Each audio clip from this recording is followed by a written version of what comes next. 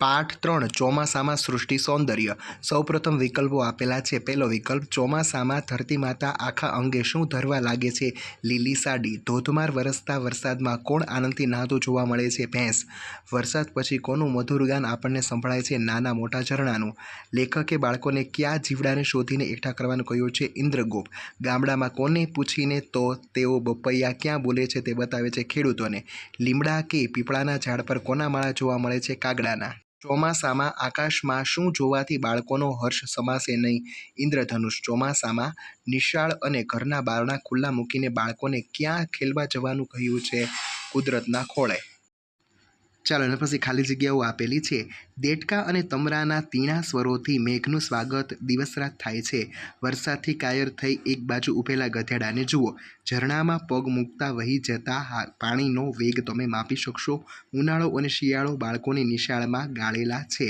ઘાસના નવા અંકુરને નિહાળશો, તેને ચૂંટશો અને રંગો તથા રૂપો જોઈને રાજી થશો। ચોમાસામાં બપૈયા પક્ષી ભાગ્યે જ દેખાય છે, પણ તેનો બોલ અવશ્ય સંભળાય છે। ખેતરમાં મોરને પોતાના મનોહર પીછા પસારતો જોઈ શકાય છે। ઇન્દ્રધનુષ જોઈને રંગોની મિલકત કરો। પ્રશ્ન 3, નીચેના પ્રશ્નોના ઉત્તર એક એક વાક્યમાં લખો। પહેલો પ્રશ્ન, ચોમાસું ચાલુ હોય ત્યારે શું થાય છે? ચોમાસું ચાલુ હોય ત્યારે આકાશે વાદળા વારંવાર ચડી આવે છે। કોઈકવાર ગાજવીજ સાથે તો કોઈકવાર ગર્જના વિના મેઘના જળ પૃથ્વી પર ઉતરે છે। આકાશમાંથી વરસાદનું પાણી ગળ્યા કરતું હોવા છતાં લેખક બાળકોને શું કરવાનું કહે છે? આકાશમાંથી વરસાદનું પાણી ગળ્યા કરતું હોવા છતાં લેખક બાળકોને ઉડીને જાગ્રત થઈને સ્ફૂર્તિ આણીને ફરવા ઉપડવાનું કહ્યું છે। વરસાદની કૂતરા અને ગાયો પર શી અસર થાય છે? વરસાદમાં કૂતરા દોડાદોડ કરી મૂકે છે અને ગાયો અકળાઈ જાય છે।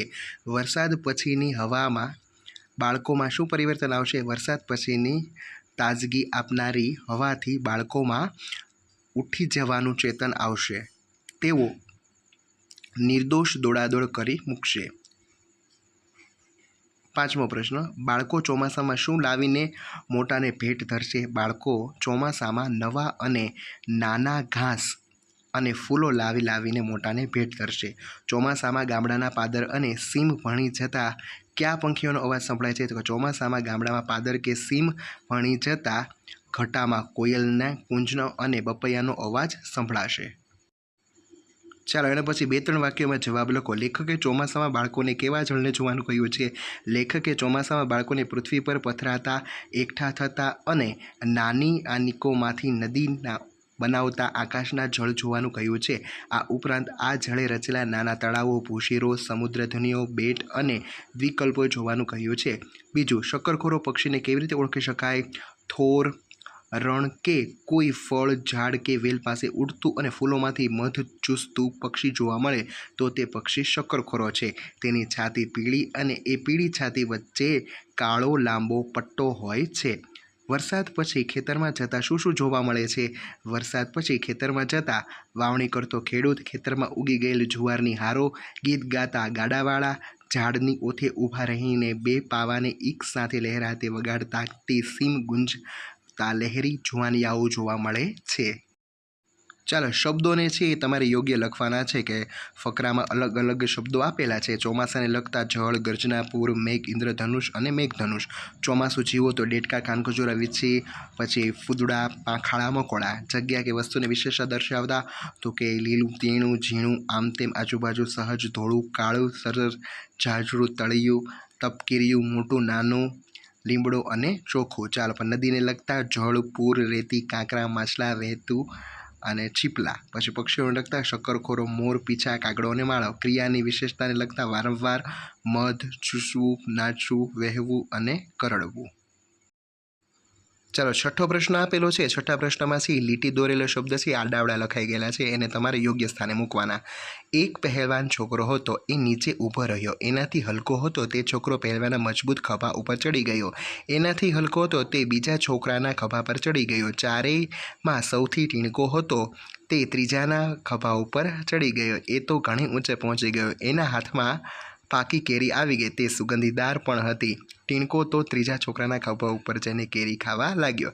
ચાલો પછી ખાલી જગ્યા કૌંસમાંથી શોધીને તમારે લખવાની છે. પહેલું, મેં દોડની હરીફાઈમાં ભાગ લીધો છે, હું ઝડપથી દોડીશ. વરસાદ પડવાથી રસ્તાની માટી ચીકણી થઈ ગઈ છે, હું સાચવીને ચાલીશ. હાથમાં રંગ લાગી ગયો છે, હું હાથ ઘસીને ધોઈશ. મંજુલા ખૂબ આગળ પહોંચી ગઈ છે, તેને ઊભી રાખવા હું મોટેથી બૂમ પાડીશ. મામે લાપસી રાંધી છે, હું ધરાઈને જમીશ. દાદાને હવે ઓછું સંભળાય છે એટલે તે મોટેથી બોલે છે. ગ્રાહક ગુસ્સે થઈને બોલતા હતા પણ વેપારીએ શાંતિથી જવાબ આપ્યો. નાના છોકરા તો રમતા રમતા લડી પડે ને રડતા રડતા હસી પડે. ચાલો એના પછી 8મા પ્રશ્નમાં છે એ નામ વિશેષતા આપેલી છે અને પછી તમારે વાક્ય બનાવવાનું છે. જે અધૂરું છે આપણે પૂરું કરીએ. પાણી થોડું, કૂતરો કાળિયો, શાક ફીકું, છોકરો ઊંચો, કેરી પાકી, દૂધ ઠંડુ. ચાલો બાજુમાં, ચાલવું ધીમે ધીમે, પછી હલવું આમ તેમ, ધ્રુજવું થરથર, મરવું ટપોટપ, બોલવું ખોખારીને અને આવવું હળવે હળવે. ચાલો હવે વાક્યો બનાવીએ. મને થોડું પાણી આપો. હિના ધીમે ધીમે ચાલતી હતી. બિલાડી લંબચોરસ ટેબલ પર બેઠી છે. શેરીનો કાળિયો કૂતરો હવે અજાણ્યાને પર ભસે છે. ચાલો એના પછી 5મું, છોકરો સાચવીની રમે છે. મૂનની પથારીમાં આમ તેમ હલે છે. મારો નવો મોબાઈલ ખોવાઈ ગયો. મને શાક ફીકું લાગે છે ને દાળ તીખી લાગે છે. મમ્મી ખડખડાટ હસી. સાંકળચંદ થરથર ધ્રુજે છે. ચાલો 9મો પ્રશ્નમાં ખાલી જગ્યાઓ આપેલી છે, કૌંસમાં શોધીને લખવાની છે. ક્રિયા વિશેષણ. દાંતમાં સડો ન થાય તે માટે હાર્દિક સવારે ઉઠ્યા પછી અને રાત્રે સૂતા પહેલાં નિયમિત બ્રશ કરે છે. બીજું, મિનલને નવી નવી વાનગીઓ શીખવી ગમે છે. અવારનવાર જાત જાતની રસોઈ બનાવે છે. ત્રીજો, મોટા ભાગે તો રેખા જ રશ્મિના ઘરે જાય. રશ્મિ તો રેખાના ઘરે કોઈક વાર જ જાય. નાની રિસેસ હોય ત્યારે વિદ્યાર્થીઓ થોડી વાર રમે, મોટી રિસેસમાં વધારે. 5મું, સલીમના મામાનું ઘર નજીક છે. તે તો મામાને ત્યાં વારે ઘડીએ પહોંચી જાય. બીજા પ્રશ્નની ખાલી જગ્યા જોઈએ. કેળાની છાલ પર પગ આવતા તે એકાએક લપસી પડ્યો. તમે મને બહાર ફરવા ક્યારે લઈ જશો? પાણીની ટાંકીની અંદર શું પડ્યું છે? તમે મને કેમ જાણ નહીં કરી? હમણાં હું તારી સાથે વાત નહીં કરું. અત્યારે આપણે તેને ત્યાં ખબર કાઢવા જઈ આવીએ. ત્યાં ઊભું છે તે કોણ છે? તમે મને કાલે અવશ્ય ફોન કરજો. ચાલો પછી કૌંસ 10મા પ્રશ્નમાં છે, કૌંસમાંથી છે એ શબ્દ પસંદ કરીને તમારે સરખામણી કરવાની છે.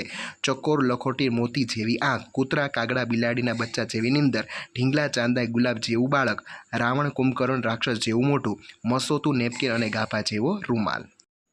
ચાલો એના પછી 11મો પ્રશ્ન, જોડણી સુધારીને લખો. ગાજવીજ, ગર્જના, સ્વર, ઝીણા, સ્ફૂર્તિ, સૌંદર્ય, ભૂશિર, ક્ષિતિજ, નિર્દોષ અને સામુદ્રધુની. ચાલો સમાનાર્થી શબ્દ. વરસાદ તો પર્જન્ય અને મેહ, પાણી તો જળ અને નીર, ઝાડ તો વૃક્ષ તરુ, પથ્થરો તો પાષાણ પહાડ અને જરા તો લગીર અને સહેજ. વિરુદ્ધાર્થી શબ્દ. કાયર તો બહાદુર, બહાર તો અંદર, બાંધેલી તો છૂટી, નિર્દોષ તો સદોષ, પછી એક તો અનેક અને હર્ષ તો શોક.